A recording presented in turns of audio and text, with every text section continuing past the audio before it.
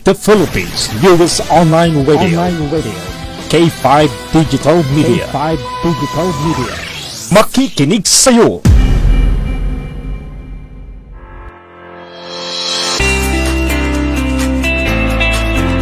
The views and opinions expressed by the host and the guest do not necessarily reflect those of the channel and the management.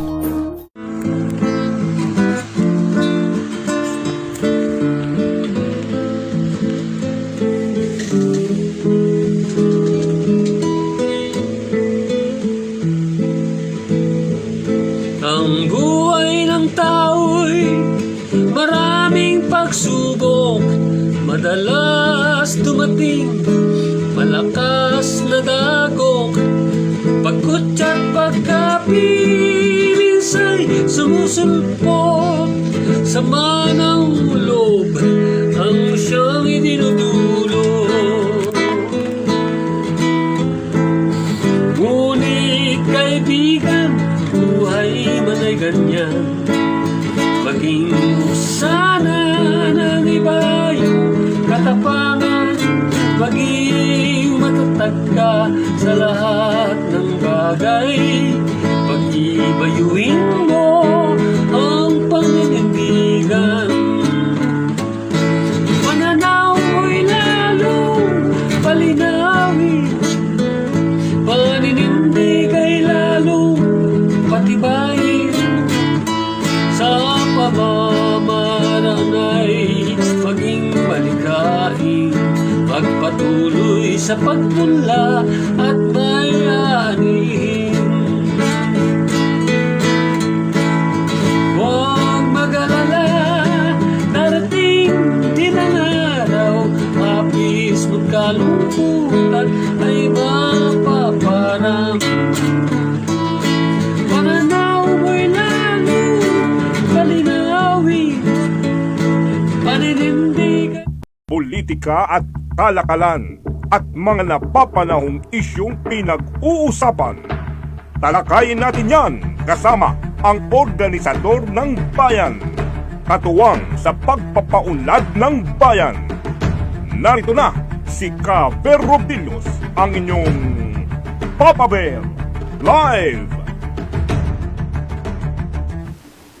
Magandang hapon sa ating lahat mula Luzon, Visayas at Mindanao at KB World. Yes, andito po tayo ngayong hapon sa ikalawa nating episode.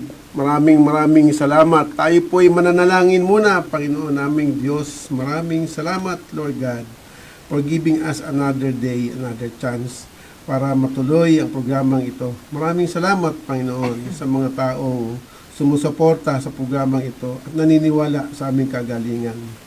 Maraming salamat din, Lord, sa lahat-lahat ng biyayang binibigay mo sa amin. Panginoon, turuan mo nawa kaming maging mapagkumbaba, maunawain at maging bukal ang aming puso sa pagtulong sa aming kapwa. Kung lahat ito, Panginoon, itinataas ko sa pangalan mo, Jesus, kasama ng Espiritu Santo. Amen. Magandang hapon po. Alam niyo po, kanina napakalakas ng ulan. So, dapat tayo'y safe, mga kaibigan. So, ito po ang ating programa. Kaibigan, pag-usapan natin kaibigan, na kung saan kaya dapat na maraming mga issue, no? Pero bukod diyan sa mga iba-ibang issue niyan, may mga mahalaga tayong mga tauhan sa lipunan na dapat binibigyan talaga ng pagpapahalaga.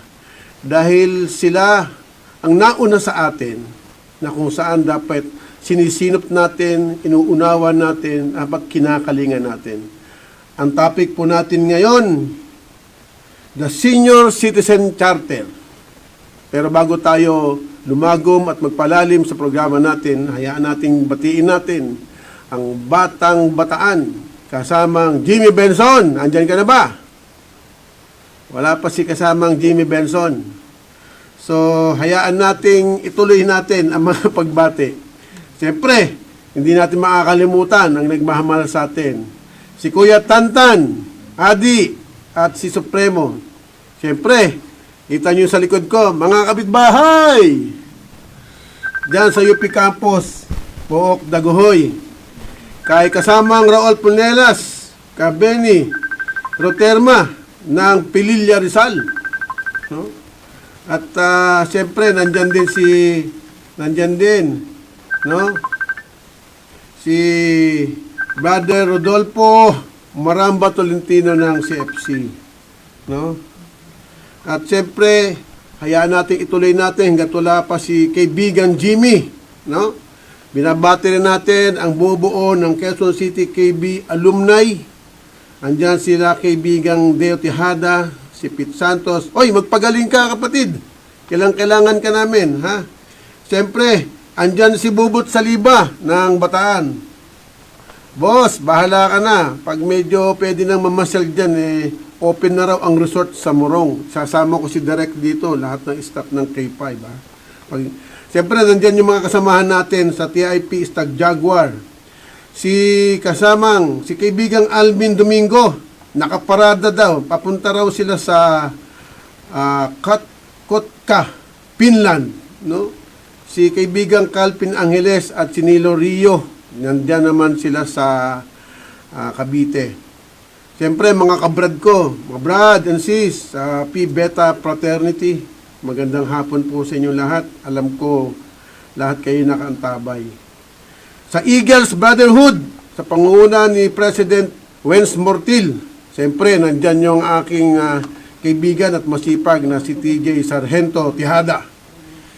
Si Marian de Mesa, no, ng Balayan, Batangas, maraming salamat din. So kung nandyan na si kasamang Jimmy Benson, wala pa si kasamang Jimmy Benson. So kasi po nasa Zoom, mukhang masama ang linya sa Bataan. So patuloy din po tayo na bumati, no, bago natin kausapin ang ating bisita. Pero siyempre, medyo maganda ang pag-uusapan natin dahil tayong lahat ay pupunta na doon. Ako po'y 2 taon na lang at tayo din ay magiging senior citizen. Dahil nga po ang pag-uusapan natin ay regarding sa mga karapatan ng mga senior citizen. No? Tuloy tayo. Ramon Magsaysay, Cubao, alumni, batch 79. Yan. Happy birthday nga pala sa mate ko, Alfonso Cureta, at ang aking kaklasmate na si Minerva. Yan. Ramon Magsaysay High School Board sa pangunguna ni Colonel Jerry Pingen. Siyempre, binabati natin yung isa sa ating mga tumutulong sa ating sumusuporta, Konsihal John Feliciano ng Morong Rizal. Alam mo na, Konsihal ang gagawin. Siyempre, yung kumparin na buo natin, si Jun Taasan ng Marcobel Enterprises at Taasan Family, nandyan sa Lapas Tarlac. At siyempre, Balatbat Family. Bago tayo magpatuloy, pakilala na natin, hanggat wala pa ho. Ang bisita ho kasi natin dapat ay baka na-delay lang o na-late o baka na-traffic din. Ang head po ng OSCA ng Lungsod Quezon, the former City Councilor Bayani Hipol. Dahil po wala pa siya, hayaan naman nating ipakilala yung bisita ko dito.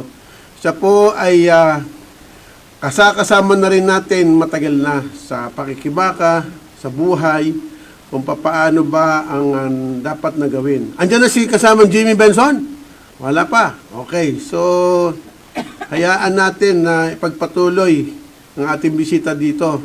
Alam niyo po, kahit na umuulan, kanina umaga, pinuntahan ko siya sa kanila. At sabi ko baka pwede siyang bumisita ng live dito. At tayo naman po ay pinagbigyan dahil ang sabi nga niya, basta sa ikabubuti at kararangal ng lahat ng senior, siya ay pwede.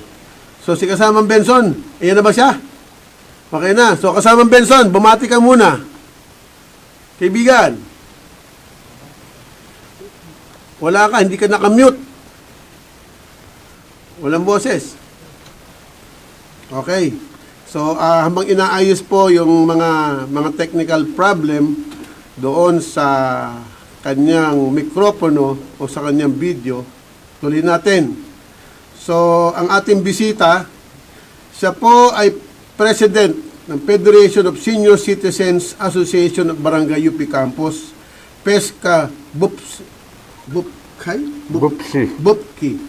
Senior Citizens Association of Quezon City, District 4, SCAD, representing Barangay UP Campus. Board member, Barangay UP Campus, BDC member. Palakpakan po natin ang tsuhin ni Ginoong Cardo Dalisay, Mr. Felix Dalisay. Magandang hapon po, Ka Felix. Magandang hapon po sa ating lahat.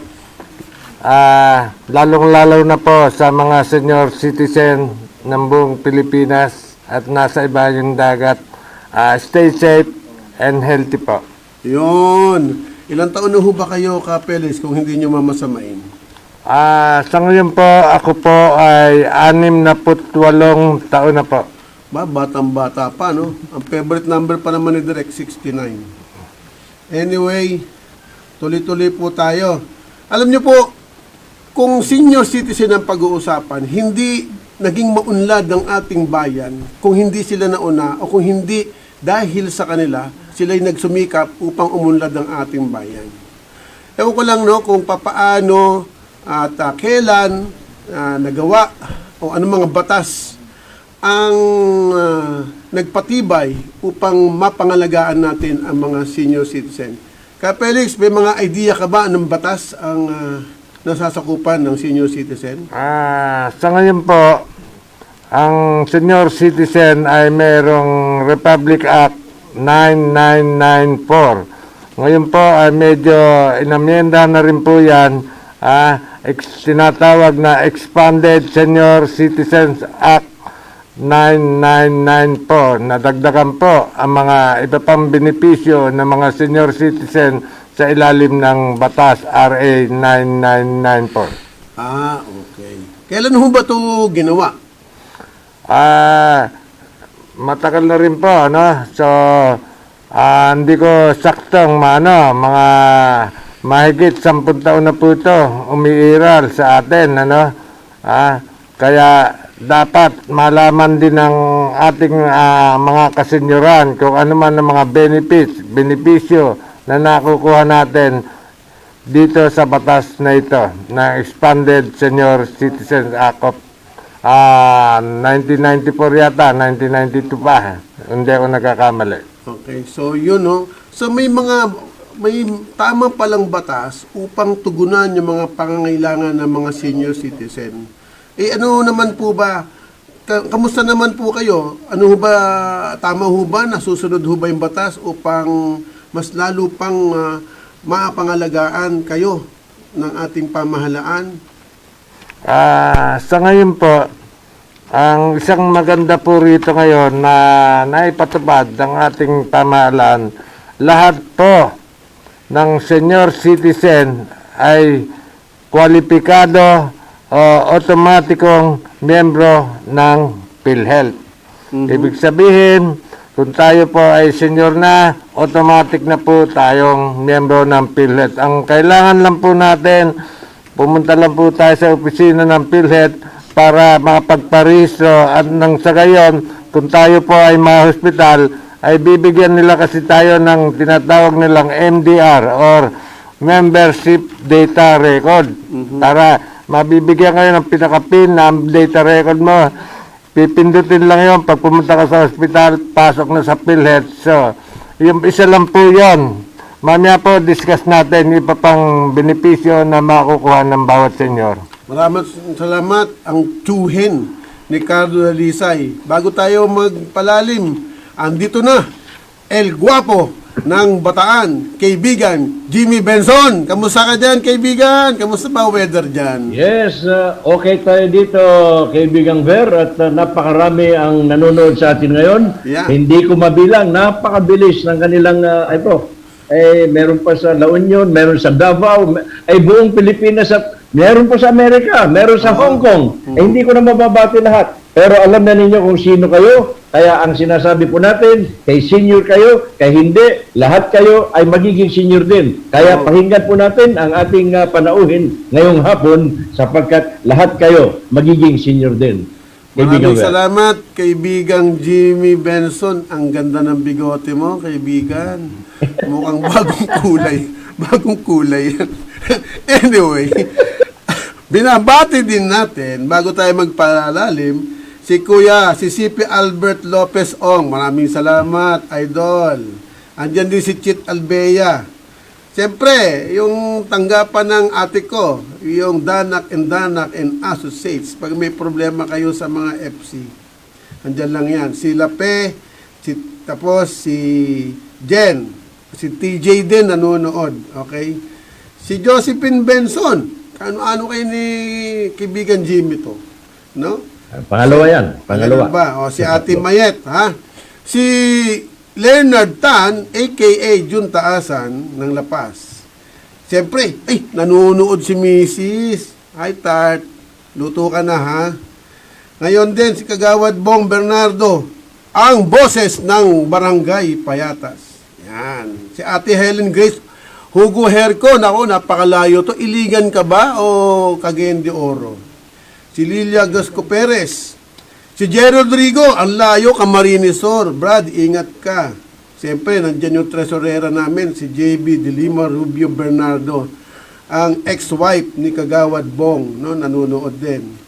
Siyempre, nandiyan si MDC Billy.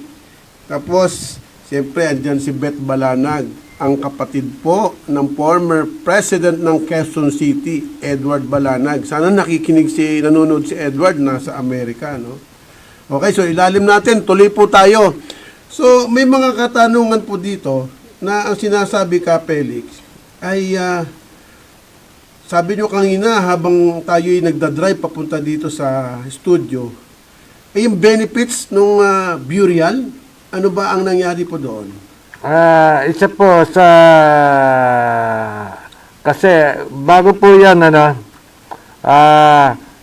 sa burial po meron pong tinatawag na dito hindi ko lang alam sa ibang syudad pero sa Quezon City meron pong tinatawag na burial benefits pagka namatay po ang isang senior citizen natin ay makakatanggap na po ng otomatiko, nandyan na yan at pinupus namin na meron sila matatanggap na 5,000. Ano po?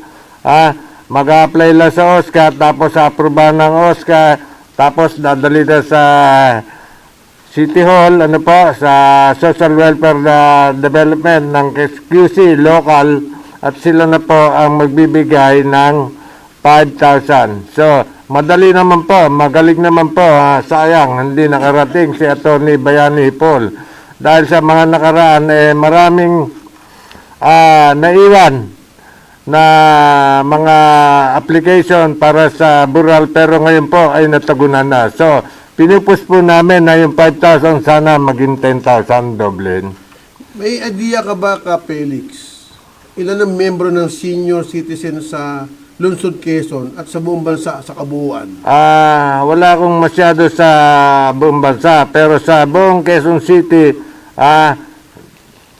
ay meron tayo ngayon na more or less 300,000 senior citizens sa buong Quezon City. Wow, ang dami pala. Yes. Naalala ko po yung batas natin, yung kabuuang pondo ng lungsod, munisipyo o ng barangay, dapat mayroong 1%. Yes. So sa kabuang pondo ng Lungsod Quezon per se, ilan ho yung magkano yung pondo ng senior citizen? 1% ng kabuang pondo. Ang Quezon City naglaan po sa budget po nila na ngayon po may income na 27.5 million more or less, ano po, hindi pa sakto. Ang Quezon City, so 1% of 27.5 billion pesos. Sa madalit sabi, ay meron 275 pesos sila na nilalaan sa buong Quezon City para sa mga senior citizen. Okay. So, kung ganun po, bawat barangay ho ba may mga coordinator? Paano ho ba yung pakipag-ugnay? Dagdagan ko lang kasi kung ang Quezon City government ay naglalaan ng 1% para sa mga senior citizens sa buong Quezon City, nakalagay rin po sa charter ng Quezon City na dapat merong naka-allocate for every barangay na 1% na dapat na total annual budget ng barangay ay dapat maglaan ng 1%. Halimbawa, kami sa UP Campus, ang aming barangay ay merong total annual budget na 53 million. So 1% of that 53 million, that is 530,000 pesos. Dapat i-allocate yon para sa mga senior citizen for program, projects, and activities. Okay. So, at least sa Barangay UP Campus po, natutupad yan. No? Dalangin natin at umaasa tayo na hindi lamang sa Barangay UP Campus, hindi lamang sa buong lungsod Quezon, bagkus sa kabuuan ng buong bansa, ay natutupad itong batas na ito dahil ito'y sa kagalingan at sa kaayusan ng mga minamahal nating senior citizen. So, sa palagay ho ba ninyo, yung mga benepisyong yan, isapat na? Talagang kulang-kulang kasi alam naman natin na mga senior dyan bihira walang sakit. So, napakarami po. Isa po naging problema namin dito sa UP Campus ay siyempre mga senior di mawala ng mga sakit. Kulang talaga yung budget namin. Kaya, ang ginawa na lang namin sa budget namin, nag-submit kami sa ating barangay na bukod sa kasi may 15 chapters po tayo sa buong UP Campus. So, last 3 days ago lang, nagsubmit kami ng budget. Binago yung budget kasi hindi na pwede yung mga dating programs, activities namin dahil sa pandemic, wala na yung General Assembly, lakbay-aral, seminar planning. So, nag-allocate kami ng sa 530,000 namin, 211,000 na umabot yung project para sa lahat ng chapter na makakaroon ng BP apparatus, medical equipment, BP apparatus, nebulizer, kasama na rin yung scanner, tapos may allocate din kami para sa face mask, yung mga ganon, tapos alcohol, yan po, inallocate namin, tapos mag-allocate din kami, naiwan kami ng mga 300,000 pesos para sa food pack, para sa Disyembre, maski tigda 2 kilong bigas man lang, mabigyan namin ang lahat ng senior citizen dito sa Barangay UP Campus. Almost 2,000 po ang mga senior citizen sa Barangay UP Campus. Yun, napakaswerte naman ng senior citizen sa Barangay UP Campus. Sana all, no? Sana ang ibang mga munisipyo at lungsod ay natutupad. Alam niyo po, nakakalungkot din na ang ilang mga lungsod natin, lalo't higit ang mga munisipyo o mga barangay, lalo't sa Kanugnugan, ay hindi po sapat talaga yung pondong 1%, no? At lalo't higit sa probinsya, karamihan po hindi kakayanin talaga ng budget, no?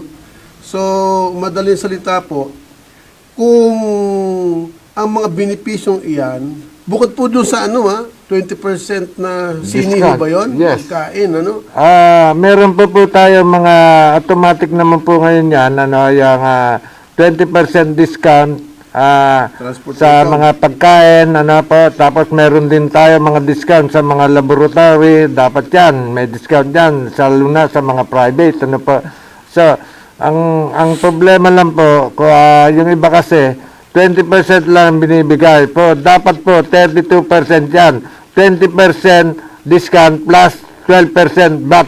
So, pagka bumili po tayo ng item, dapat almost 32%, iyawas nila. Okay. So, hayaan naman nating magtanong si kaibigang Jimmy Benson. Kaibigan Jimmy, baka may katanungan ka dyan. Yes, sa totoo lang, hindi lang tanong ang ating sasabihin. Subalit sa ating panauhin, may tanong po tayo. Ano po ang ginagawa ng samahan nang sa gayon ay magkaroon ng tinatawag na universal na benepisyo para sa lahat ng senior citizen sa ating buong bansa? Pakiulit mo. Pasensya na po, no? Dahil sa katandaan at nagloko po yung aking hearing aid, pauulit ko lang po. Okay. Ulitin ko po. Iisinan ko. Ano daw yung, pakiulit nga kaibigan Jimmy, dahan-dahan. Okay. Ano ang dapat na hakbang ng pamahalaan upang ang lahat ng senior citizen sa buong bansa ay magkaroon ng patas at parehas na benepisyo. Ano daw yung karapat-dapat at patas na benepisyo ng lahat ng senior citizen? Sa buong Pilipinas. Oo. Actually, dapat ipatupad yan sa hanggang kalibliban, yung 1%, lalong-lalo pa. Marami pong hindi nakakaalam na merong 1% na total annual budget, especially dito sa Quezon City. Hindi po pinaalam ng ibang mga barangay captain na meron palang nakalaan na 1% sa total annual budget na dapat ilaan sa mga senior citizen ng kanyang barangay. So may nakukuha kami impormasyon na kung saan-saan lang nagagamit at hindi ipinaglalaban ng mga senior citizen sa isang area. Kami po, kaya po namin nakuha to, hindi po ganun kadali kasi man nakaraan, hindi pa po kami organisado. Pero ngayon, nag-organize po kami at nagawa na, kasi pag hindi tayo organisado, wala tayong boses, parang waliso yan eh. Pagka hindi tayo buong walis natin, hindi tayo pakinggan ng nasa barangay at saka sa kinaukulan sa City Hall. So, dapat po malaman yon mga nasa barangay, lalong-lalo na sa Quezon City, alamin ninyo sa inyong mga barangay captain, yung budget for senior dapat makakarating sa inyo. Dapat. Ka Felix, may karagdagang akong tanong mula kay Jimmy. Paano ho ba kung mayaman ka na senior citizen? Kasama ho ba doon sa mga pwedeng kumuha ng benepisyo na yan? Dito sa Barangay UP Campus po, pagka kami, hinati namin yan, tinitingnan namin yan Walang mayaman, walang mahirap yan. Halimbawa, kung lahat ng senior citizen sa UP Campus, may tigda 2 kilo kaming bigas na inallocate, ganyan po nangyari. Nitong nakaraan po, sa Quezon City, may tinatawag pong Kalingang QC na mahagi ng ayuda ang Quezon City ng 2,000 pesos para sa lahat ng senior citizen ng buong Quezon City. Wala pong kondisyon yan. Mayaman, mahirap ka. Siyempre, ibang mayaman, nahiya, 2,000 lang kukuha. So, yan po pinatupad dagdag na programa ng Quezon City. Ang tanong ko sana, wala si Atty. Hipol, kung yung 1% ng City Hall ay ginamit niyon, yung 1% para senior, kung yun ay ginamit na sa pamamahagi ng ayuda para sa senior. Yeah. Sino ho ba ang alkalde ng Lungsod Quezon? Parang lab na lab kayo. Hindi naman lab na lab. Ibig lang sabihin nito, pagka alam natin ang mga karapatan natin, pwede naman natin igiit So, ang Quezon City po, siyempre, marami rin naasikaso sa ating mayor. So, kailangan din, siyempre, kaya nga kami nag-organisa at nabuo ang tinatawag na Senior Citizen Association of District 4 para lahat ng mga Association of District 4, lahat ng mga barangay mare-represent para kung ano man ang pangkalahatang problema ng barangay at maipapaabot namin sa kanila yung mga problema ng bawat senior citizen sa iba't ibang barangay rito sa Quezon City. May karagdagan ka ba bang katanungan, paglilinaw, kaibigang Jimmy? Pagdating po kasi sa senior citizen, dito po sa lalawigan ng Bataan, may kanya-kanya po silang, halimbawa, umabot ka sa 90, yung city government, meron ka kaagad 50,000. Ibig sabihin, kanya-kanyang patakaran ang ginagawa ng mga lokal na pamahalaan. Ang atin pong nais sana, well, anyway, mamaya po sa paglalagom natin tungkol dyan, ay malalaman natin dyan. So, ano po ang hakbang ng senior citizen sa Kalakhang, Maynila nang sa gayon ay parehas ang lahat ng mga benepisyo na matatanggap ng lahat ng mga senior citizen sa buong bansa. Ayun. So, ano daw ang karapatan o dapat gawin ng mga senior citizen para sa benepisyo daw sa buong bansa? Sa totoo lang, ngayon, sa District 4, Kasi sa buong bansa ngayon, umiiral yung tinatawag na meron pong social pension. Lahat ng mga senior na qualified ay makakatanggap ng 500 pesos monthly. Ang problema lang po natin dito sa tinatawag na social pension nito, may nakalagay na provision na dapat mga indigent. So, sa aming pakikipag-usap sa OSCA, ano ba ibig sabihin ng indigent? Pag sinabing indigent daw, sa kanilang pamantayan, walang sumusuporto sa yung halimbawa, kapatid, magulang, asawa, wala kang regular na income. Wala kang halos regular na tirahan. Kung maaari lang, pagka may nakita lang may maliit na TV ka, disqualified ka na. So, sabi namin, ano ba hinahanap nyo? Siguro yung indigent na hinahanap ninyo, kung may nakikita kayo naglalakad dyan na taong grasa na walang regular na tirahan, walang regular na sumusuporta, kung saan nakatulog, yun ho yata yung indigent na hinahanap nyo. So, diyan kami nalulungkot, dapat luwagan yan sinasabi nila para maraming makapasa at makatanggap ng benepisyo sa social pension na worth 500 pesos per month. Sa UP campus po, kakaunti po, wala pa yung 100 out of 2,000 na senior citizen dyan. Okay. So kasamang Felix, kaibigang Jimmy, may nagpapabate, mga senior, mga KB to General Alan Pareño. Kamusta po kayo, General? Nandyan ka ba sa Bukawi? At si Boyche Suniga ng Tatalon. Okay. So, pagpatuloy po natin, ibig sabihin pala, yung batas na ito, even though ito ay buong bansa, hindi lahat tumutupad, hindi lahat sumusunod ayon doon sa IRR. Teka muna, may IRR na po ba? Meron na. Ang problema lang sa pagpapatupad, kung ipapatupad ng mga local government, especially yung mga barangay captain. Kasi may mga na-receive kami information na si barangay captain, si ganito, kunyari, may isang organisasyon ng senior dyan, doon niya lang binibigay. Sila lang nag-uusap, paano gagastusin. So, maangal yung ibang senior citizen. Hindi nila alam yan. So, dapat maging transparent ang ating barangay kung paano ginagastos.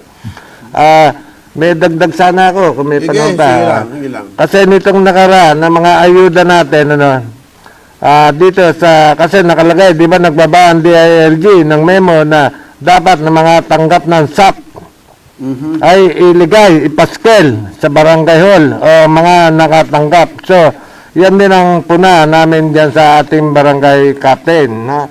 Ngayon, nakatanggap dapat din.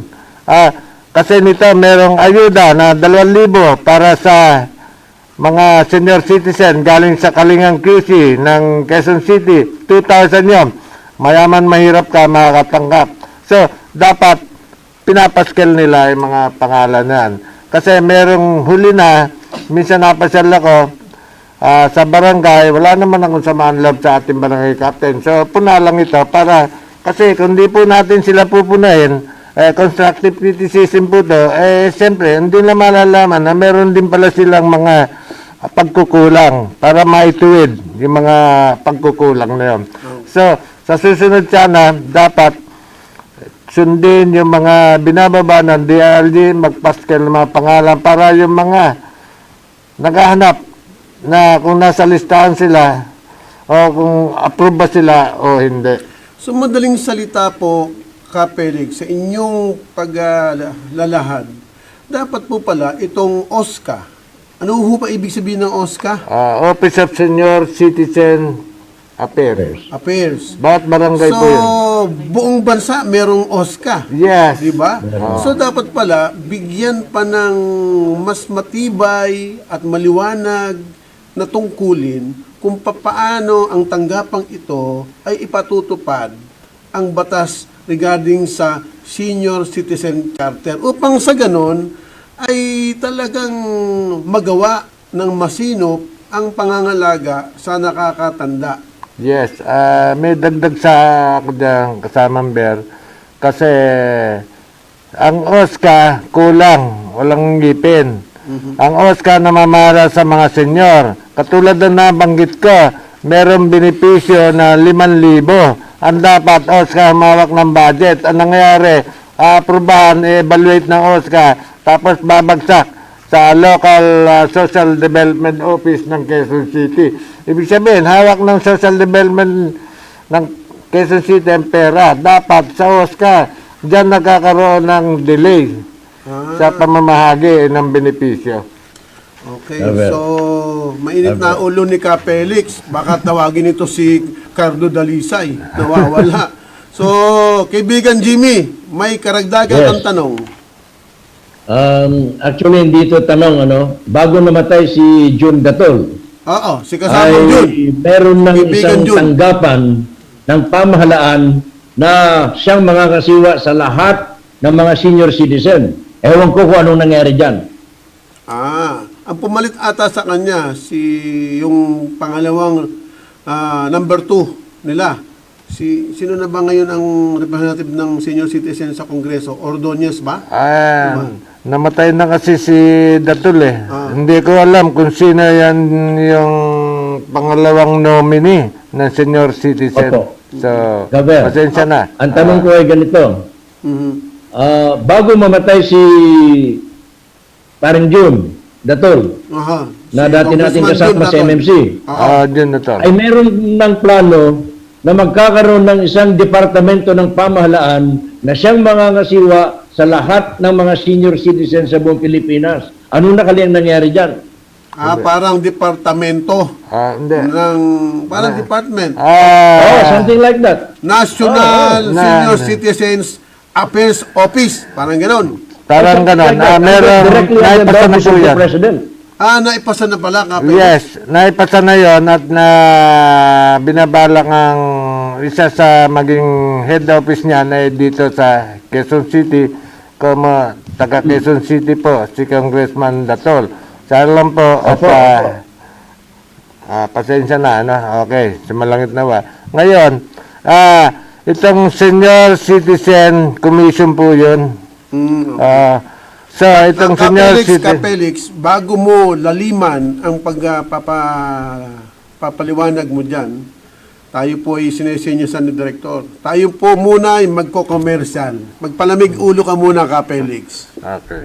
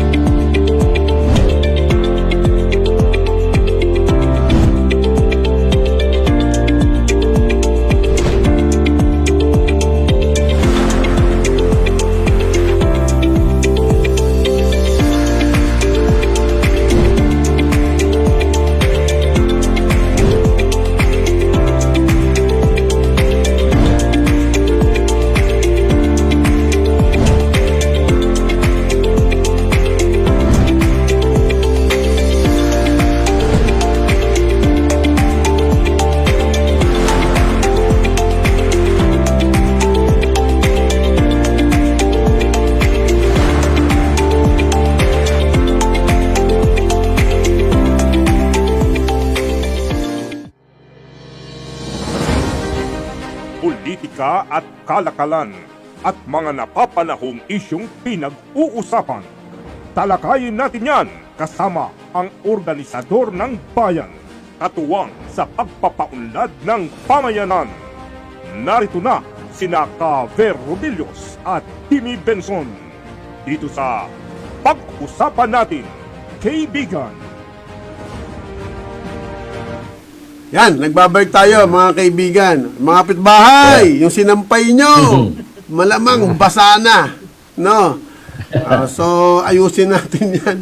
So, binabati natin si Chit Albea. Sabi niya, sana all ang social pension kasi nung kalakasan namin ang nagtatrabaho ay taxpayer naman kami. Sana po maging patas. Oo nga naman. So, binabati din natin. Dami nagpapabati eh. So, ang batang Cardis Banawe na si Sunny Lambaloto, si William, Donald, Dodong at Jeremy. Yung din, Quezon City Engineering Fabrication Department sa pangunguna ni Engineer Percy Salcedo, Sunny Lim at mga kasama. Si Bernardo Josie ng BBM Forever. Si Ate Gigi at Pastor Eli Santillan ng Canada. Te, alam mo na gagawin mo. Si Kapitan Boy Castro, nandun daw sila sa Hellesport Protector, nakaangkla papuntang Loyola, Argentina. Mate, ingat ka dyan. So, si Sam Castillo, KB din to, ng San Vicente. Okay, patuloy tayo. So, sinabi nyo, kanina ka, Felix, na dapat all, dapat pantay. Kung may batas tayo, may commission na create eh. Kamusta mo yung katanungan na yun? Ano bang standing ng commission kayang yun? Kasi po, kaya isinabatas yan, kasi ang different localities, municipalities sa buong Pilipinas ay may kanya-kanyang patakaran kung paano ipatutupad yung mga Senior Citizens Act or RA 9994 para magkaroon ng isang ano na lang kasi walang namamahala na pangkalahatan. Kabi noon, Senior Citizen Commission para lahat isang sa ilalim ng Senior Citizen Commission, lahat ng mga patakaran, programa ng mga senior ay magiging balanse o merong isang gumagabay o merong direksyon na hahawakan. Kasi ang nangyayari ngayon, bawat localities, kanya-kanya sila, dalawa yung mga Senior Citizen OSCA, under ng Quezon City government, na-appoint po yan ng ating napolitika na po eh. Yun ang medyo... kasi ina-appoint po yan ng kung sino man na maging mayor, ina-appoint po nila kung sino man yung gusto nila ilagay sa OSCA. Yun lang. Bali ho, 2 taon kasama na ako dyan. Pipilitin natin na makilahok, no? Anyway, ngayon nga, kaya natin to naging dapat na pag-usapan kasi napakahalaga ho talaga at lalo nga yung pandemya. Marami ho talagang, sabi nga ng Bisaya, kaluoy man gihapon ang katayuan nila, no? Kawawa, mahirap na, matanda pa, tapos walang magandang ayuda, no? Anyway, pagbati daw, sabi ni Jera Alampareño, pagbati daw, sabi ni Perry Joy Nang. Tapos sinabi din, binabati kong aking apo na si Jimmy Benson. Ba, akalain mo may lola ka pa? Binabati. Proud ako, apo, dahil pinalalaban mo ang karapatan ng mga senior citizen. Isa ako dyan. Ba, akalain mo, may lola ka pa pala, kaibigan Jimmy. Karagdagan mo, kaibigan Jimmy. Kaibigan Jimmy, baka meron ka pang dagdag. Alam niyo ka, Ver, kaibigan Ver, at sa ating panahon, maraming salamat po, marami kayong naipamahagi. Pero, sa totoo lang, ang lahat ng mga senior citizens, kay mayaman, kay mahirap, meron silang naitalang kasaysayan sa ating bansa na hindi mo dapat tignan kung siya ay mayaman o mahirap. Kinakailangan ay bigyan natin sila ng tamang pagkilala at pag-aaruga sapagkat sila ay nasa twilight years na ng kanilang buhay. Kaya dapat natin silang kalingain. Ngayon, yung pagkalinga na yan dapat ay pare-parehas mula sa taas hanggang sa ibaba. Yung politika ay dapat na mawala sapagkat hindi namumulitika yung mga senior citizen sapagkat buhay nila ang itinaya at ang kanilang taon na inilagay sa mundo ito ay dapat nating pahalagahan. Taver. Tama yun. Anyway, sana nga yung mga nakaluklok sa kapangyarihan ay bigyan naman ng pagkakataon. Ngayon na to yung huling buhay ng mga senior citizen. Sana naman wag na nilang pahirapan pa. Ngayon, naghirap na sila no? At dalangin natin at umaasa tayo. Siyempre, ang timon nito, yung mga alkalde natin. Dito sa Lungsod Quezon, sa aking pagkakarinig kay Ka Felix, maayos-ayos naman at pinapangalagaan ng OSCA at sa pangunguna ng ating butihing Mayor Joy Belmonte, no, na patuloy na binibigyan ng magandang ayuda ang mga senior citizen. At dahil dyan, may bumate. Si Chet Albea, I agree with you, Manong Jimmy, my dear cousin. Yan, binabati ko. Pagbati po si John Benson Lasso from Dubai. So, magandang, ano ba dyan, hapon na rin. -6 hour. Okay, so, madali salita, meron pa ba kayong huling panawagan sa ating OSCA leader?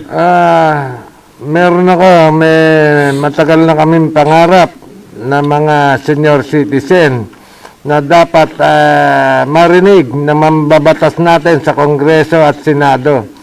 Kung tayo po ngayon ay merong tinatawag na pediatric ward o ward para sa mga kabataan, kaya ay mga hospital para sa kabataan, ay dapat tayong mga senior ay may tinatawag din na geriatric ward o hospital para sa mga matatanda. So yan lang po sana matupad po yan. Ang mga pangarap namin yan kasi wala sila nagpupus wala pong naano sa Kongreso. Ang sinasabi nila kulang daw sa doktor ng mga geriatric o ano. So dapat may hiwalay po. Baski sa ward man lang, meron dapat mahiwalay na geriatric ward para sa mga matatanda. Hindi halo pa sa mga bata. So yun lang po ang aking panawagan. Magkaroon na hiwalay na geriatric ward or geriatric hospital para sa mga senior. Salamat po. Maraming salamat, Ka Felix Dalisay, ang tiyuhin ni Cardo Dalisay. Nawawala si Cardo no? Pagbati kay Rose Sobremenya, watching daw from Quezon City. So, sa ating paglalagom at editorial, pakinggan natin po ang pantas, El Guapo ng Bataan, kaibigan Jimmy Benson. Maraming salamat, kaibigang Ver, sa lahat po ng mga nakikinig at nanonood ngayon. Alalahanin po natin na ang huling yugto ng buhay ng bawat mamamayan, kay Pilipino ka man o naman ang iyong lahi, ay sa senior citizen ka pupunta. At yung pagiging senior citizen, dyan po nakatala ang kasaysayan ng buhay ng bawat isang pamilya, ng bawat isang lipunan, at dito mo makikita ang kahalagahan ng ginawa ng mga taong nauna sa atin o yung mga may edad na. Ang sabi nga nila ay hindi matanda kung hindi nakatatanda at may pinagtandaan. Dapat natin silang kalingain at kinakailangan ang mismong gobyerno, ang pambansang pamahalaan, ang siyang magtakda ng panuntunan at alituntunin nang sa ganun ay mabigyan sila ng tunay ng pagkilala, hindi lamang sa mga benepisyo, kung hindi ang tunay na diwa ng pagkilala sa kanilang kadakilaan at sakripisyo sa ating buhay. Mabuhay po ang lahat ng senior citizen sa ating bansa. Magkaisa po sana tayo nang sa ganun ay magkaroon ng iisang patakaran na ipatutupad mula sa barangay hanggang sa pambansang pamahalaan. Maraming salamat, kaibigan Bert. Maraming salamat. Ang pantas, El Guapo, Jimmy Benson ng Bataan. So mga kaibigan, siguro naman sa humigit kumulang na 45 minuto, ay nakita natin at narinig natin ang mga saloobin ninyo bilang manonood at ganoon din ang saloobin ni Ka Felix Dalisay. Alam natin at sinabi din ni kaibigan Jimmy na tayong lahat ay patungo sa pagiging senior citizen. Umaasa tayo at dumadalangin na sana ang ating mga pinuno simula sa barangay hanggang sa lungsod, hanggang sa nasyonal. Sana naman ay lingunin, yakapin at tanitok din ang mga batas na dapat ay para sa mga senior citizen. Okay? So baka may babatiin ka Jimmy, mayroon pa tayong oras.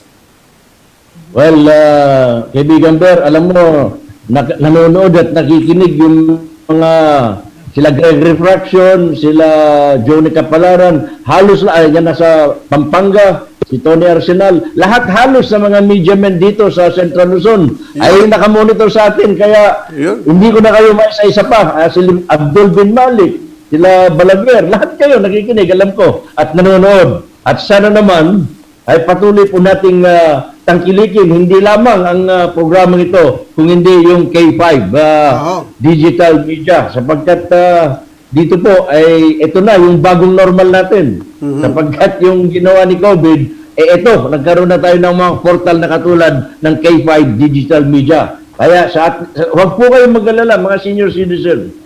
Pahabain pa ang inyong buhay. Ang sabi nga nila, at lagi kong sinasabi, bawal ang magkasakit, bawal ang mamatay, mabuhay ka ng masagana at malusog, huwag kang magkakasakit. Bawal yan. At lalong bawal ang mamatay, lalo na kung senior citizen ka. Bakit? Sabi ni Mayor Digong, may nakalaang 1 milyon sa bawat makakarating sa 100 taon. Sana naman, 60 pa lamang, bigyan na ng 60,000. 70, Tama. 70,000. 80,000. 90,000, katulad dito sa lungsod ng Balanga. Tama. 100, bigyan mo ng 2 million. Yes! Eh bakit ka mo, pagdating ng 101, hindi na niya matitikman, hindi na niya malalasahan. Eh kailan natin bibigyan ng tunay na panlasa at pagkilala ng mga sa ating mga katandaan? Eh dapat pagdating ng 60, malasap na nila ang tunay na diwa ng pagkalinga ng ating lipunan, ng ating pamahalaan. Pangulong Digong, nagsabi ka na 1 million, totohanin mo. Huwag mong gawing biro, anak ng teteng. Huwag mong gawing biro yan, sapagkat hindi nagbibiro ang buhay ng mga senior citizen, sapagkat sa ayaw nila at sa gustuhin mo man at hindi. Tatay Digong, 75 ka na. Kung abutin mo 100, maraming salamat. Saka ka lang magkakaroon ng 1 million. Sa bagay, maraming PhilHealth. Libre naman tayo sa PhilHealth, tayong mga senior citizen. Sa edad natin ito, katulad ko, may lolo pa ako, may lola pa. 70 years old na ito, cover. Pero may lolo pa ako. Binati ka pa. Dapat naibigay na sa kanila, di ba? Okay. So, salamat. maraming salamat, kaibigang Jimmy. Alam mo po, mga kapitbahay, paghanda na natin ang ating buhay. No, papunta na tayo sa senior citizen. Sa susunod pong Sabado, asahan ko po kayo na muli kayong maging makasama, makaututang dila. Dahil po ang susunod nating topic, dahil October 5 po ay magsisimula na ang regular na klase, particularly sa public. So, ang topic po natin next Saturday, Education System in a New Normal. Ang ating pong inaasahang magiging bisita, live o kaya sa Zoom, ay ang aking kaibigan, dating KB chairman ng Adamson University ngayon, USEC, Alain Pascua. No, at kasama rin natin ang dating National Youth Commissioner at naging staff ni Chis Escudero, si Dr. Gerly Amarillo. At may mga bisita rin tayong student leader mula sa pamantasan ng Pilipinas at mga guro ng public school. So napakaganda po ng ating tatalakayin sa susunod na Sabado. Ang susunod po sa aking programa, wag po kayong bibitaw sa K5 dahil meron po tayong hinihintay. Isang paparty si Mama Jonas dahil po masaya po yung kanyang programa. At may bisita ho siyang mga ibang showbiz personality.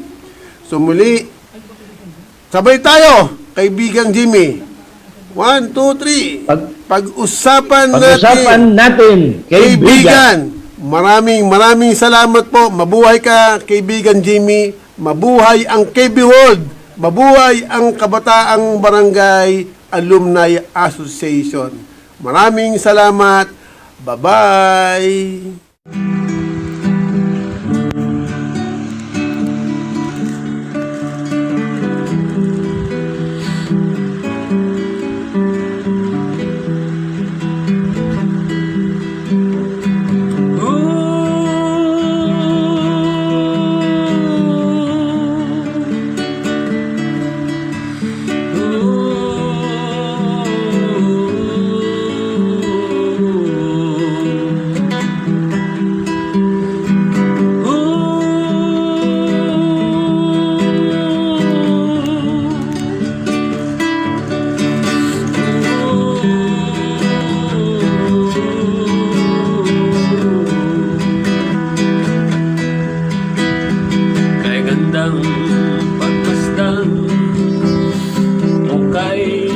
damdamin.